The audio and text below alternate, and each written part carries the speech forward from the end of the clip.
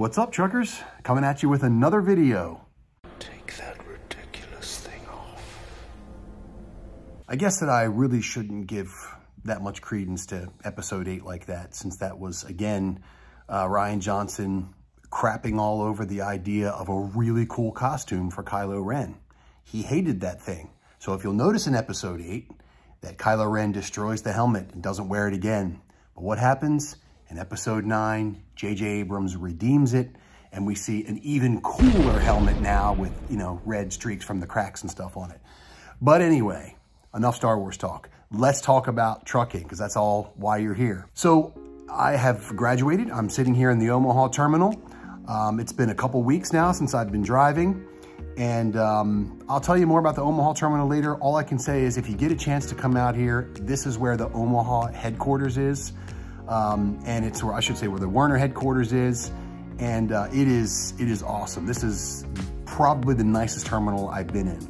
And I actually came out here because corporate saw my YouTube videos and wanted to do kind of a little feature on what it's like to be a new driver. So here I am, but that's another video. We'll do that later. So I want to talk a little bit about what it was like to graduate, get assigned my own truck, and let you all know what you're in for as new drivers. First, my final notes on being with my leader, it was a great experience, and at the end of that experience, I was just ready to graduate. It wasn't because I didn't enjoy my time with him. It was time to move on and time to start making some money. So I was excited to finally move on and get started in my own vehicle. So we routed back to the terminal once I passed everything. That was phase 2. So phase 1 of the Werner Welcome Experience would be the orientation, that couple days you go through there. Phase 2 would be all the weeks that you're out with a leader. And then phase 3 is coming back and getting assigned your truck and getting on the road. So when I came back, you have to do another driving test. You have to do a little bit more simulator training. You have to sign a bunch of paperwork, and then you get assigned your truck. Now, I was a little worried about that because I wanted a newer truck.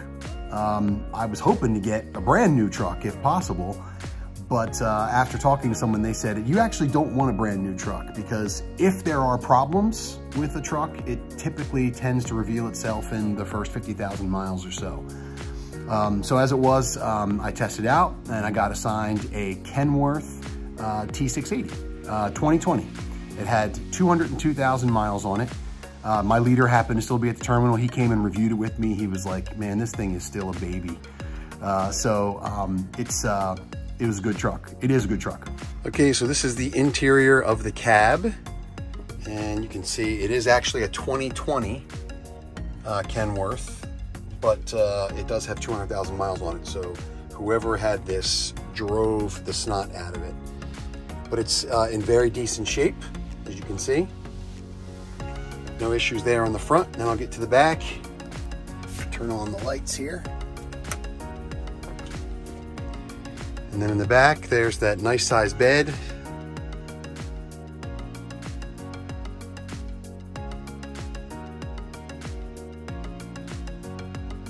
This is a little desk here with a little TV mount, and it turns around so I can play my laptop right there and join the guys for gaming if we need to. Little microwave's gonna go up there, and down there should be room for a refrigerator, but unfortunately it's not gonna work. I'm not gonna be able to have a fridge in here. And then of course all my clothing and stuff will be able to go right on that side there. If you're worried about what kind of truck you're gonna get, let me just tell you, all of Werner's trucks are nice. I don't know why I was worried at all. The guy that had this before me, like I said, ran it for a year and put 200,000 miles on it. But the truck was in great condition. It was completely clean when I got it, and it runs great. I think I do prefer the Freightliner. I trained on that, and the Freightliner has, I think, a better turning radius. And I've also had the opportunity to drive in 2 newer Freightliners since I've started driving here, and I can tell you I really like those a lot. But I like the Kenworth. It runs nice, it runs strong, and it's got a fairly smooth ride. Although I know sometimes people joke about Freightliners, they call them freight shakers. I think the Kenworth, because of that Cummins engine, it actually has a little bit of a shake of its own. But that's neither here nor there. Still a great truck, and I love driving. All of the trucks, by the way, do have all of these newer safety features with them. You're gonna have adaptive cruise control, lane departure warnings, collision mitigation, that kind of thing. I know I've heard some experienced drivers say they really don't like those things. That's because they didn't have them, and those things being added is just kind of a new wrinkle for them. But as an inexperienced driver, I really, really like those features. I love technology anyway, so I use those things all the time. The lane departure warning can get frustrating when you're going through a construction zone, but it's got a little button on the dash. You can just turn it off, and it turns it off for up to 15 minutes, I think. That's it. So I really like it. Now, next thing I'll move into is talk about Hell Week, the real Hell Week. I know I said that it was Hell Week, kind of that first week being with a leader where you have to drive on your own and he just observes you. But I will say the real Hell Week is when you're actually out on your own. So that first week or two for me was a bear. For one, I got caught in that big snowstorm and I had to, park up for the night at some little gas station. And of course the snowplow came in and plowed me in. So then it took me 4 hours to dig out the next day.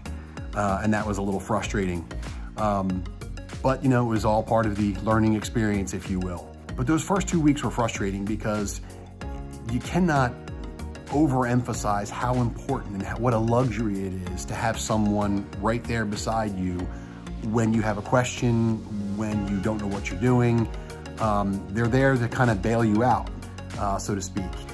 Now, your transportation manager is there for you over the electronic device. You can send a message. You can call sometimes your transportation manager, but having someone right there in the cab next to you is critical. And I didn't realize how important that was until I didn't have it anymore. As one example, I was coming up on a way station with my leader in the vehicle, and it was my first way station, and it said truck bypass. And I was like, so does that mean this road is like a bypass road for trucks only? Or, and he's like, no, dummy, it means that you bypass the thing and keep going. And so I guess that would be normally intuitive, but I was just panicking. It was right there, and the turn was there, and I didn't know if I had to go in or not. So, my mind just didn't work and clicked that, oh yeah, truck bypass, dummy, it means bypass, go by. So, those are just little examples of having someone there in the cab with you that you can say, hey, what do I do here in this moment, is really, really critical. And so you don't have that luxury in your first 2 weeks. You just got to figure stuff out. I would say in those first 2 weeks, kind of the biggest thing for me, and the biggest thing I've had to adjust with even over the past 4 or 5 weeks of driving, has been just learning to navigate the shipping and receiving yards, and then also learning to manage my time. You have a limited amount of hours that DOT gives you to make your driving and make your deliveries and pickups and so on. And you have to make sure that you're gonna be there at time to the shipper and at time to the consignee or receiving department. You just have to learn to manage your time within the hours that you're given. And you gotta work your fuel stops in, your brakes, and all that stuff too. So just learning to figure all that on your own, that was a little bit of an adjustment. And the other one was learning to navigate these shipping and receiving departments. They really don't care about you as a driver. I hate to put it that way, they just don't. They care about the freight you're delivering, that's important. But in the end, your time is not their problem. And so if you need to be sitting there for a couple hours while they figure out how to get you in a dock or get you unloaded or loaded, that's not their issue. They don't understand that, if we're not driving on the road, we're not making money. Miles is where we make our money. So it's just learning to figure that out. And sometimes with your limited hours, you'll get there to this shipping or receiving department and you'll be sitting. In fact, one of the lines I've learned on the Coca-Cola account specifically with Werner is hurry up and wait. Hurry up and make sure you're there on time, and then you just gotta wait for the customer. Now, that's the final thing I'll say about that is you do have to realize They are the customer. So you are technically there to serve them. That means that you need to be gracious, you need to be kind. You know, you're representing the company that you're driving for. And so even though, you know, your time is not their problem, their time is your problem. And you need to just make sure that you're gracious and kind. And that's the best way to deal with people anyway. The golden rule says, treat others the way you want to be treated. That of course comes from the scripture, Luke 6, Matthew 7. It just says, do unto others as you would have them do unto you. That means you treat others with kindness. What you'll find is that when you do that, people sometimes will be willing to accommodate you.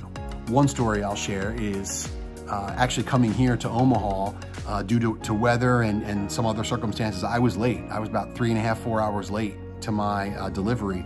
And when I got there, they're a fairly large operation, and they had to reschedule me to Friday. So when I got there and pulled up, she's like, yeah, your load's been rescheduled, or your delivery's rescheduled for Friday, which was 2 days from then. And I said, look, I just drove from the East Coast. I said, I know it's not your problem, but is there anything you can do? And she made a quick phone call, and they actually got me unloaded by the end of the day. You know, I had to wait for some other trucks who were there, but yeah, she was gracious and kind, and I was gracious and kind. That's one thing I've noticed about other drivers is not everyone is courteous out there. And I think that as drivers, we need to be courteous to one another. And you really don't know what kind of day that person had either. You don't know what other kind of jerky drivers they were dealing with. You don't know if they're understaffed or what problems they have. So again, just be gracious and be courteous. Well, that's all I've got for now. If you liked the video, go ahead and drop the hammer on that like button and that subscribe button. And if you have ideas or comments about future videos you'd like to see, make sure that you hit me up in the comments below. All right, we'll see you next time.